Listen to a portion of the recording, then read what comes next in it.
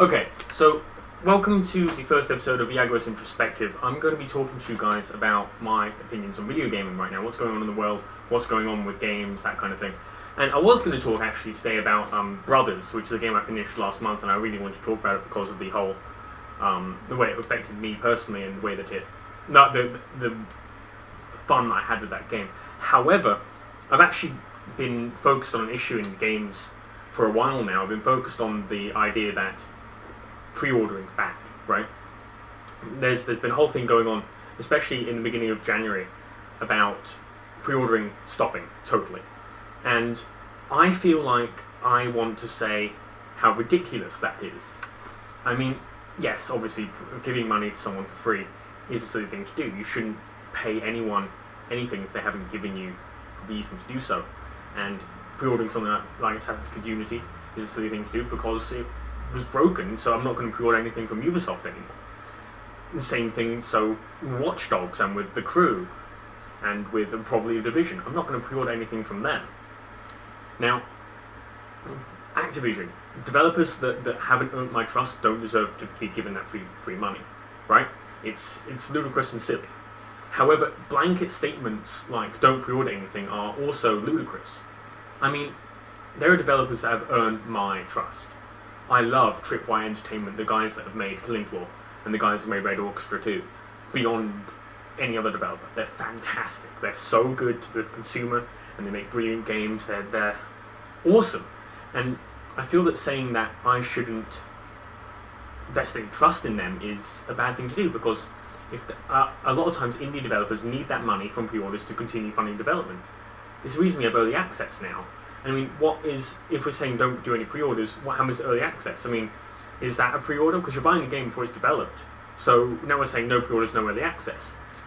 Okay, then what if we say, well, if you can't early access, then why keep paying the subscription MMOs? Because, I mean, you're still paying for a game before you're paying for the development of a game as it's being done, which is essentially what a pre-order is, correct? And I feel like these blanket statements in video games are an awful thing, because a blanket statement's always bad, because there's always things that you can show against it, you know? I think there's a very distinct issue in that we shouldn't be pre-ordering games from developers that haven't earned our trust. That is something that's true. I'll pre-order a game from Saints Row, from Volition, whether they make Saints Row 5, because I trust those developers. I won't be pre-ordering a GTA game, because they never handed in heists like they promised for ages. And because the game slipped back 2 months now, that's not the issue that we're talking about here. There's so much nuance that goes into gaming, and one of the biggest things is different developers. I mean, the reason that indie devs are able to function is because of the fact that they can trust it, and by that I mean that you need to be able to give them the money that they want. If you cancel pre-orders, what happens to Kickstarter? You don't have the ability to Kickstarter's gone, because that's essentially a pre-order, but also you're backing it. It's not an investment, but it is in a way. And why by not pre-ordering it, you basically cut the investment into indie developers. You don't have the ability to fund them anymore, and they can't make their game. And without that, we wouldn't have had things like Starbound.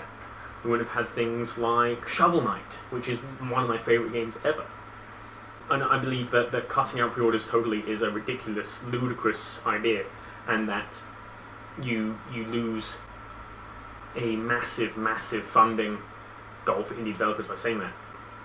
I know I've repeated that a couple of times. It's the key point, is that a blanket statement hurts developers, and it's not a good thing to do. Pre-order from people you trust, pre-order from people that can deliver the product you want. Be discerning. Spend your dollar how it should best be spent. There's things that you can do better than blanket statements.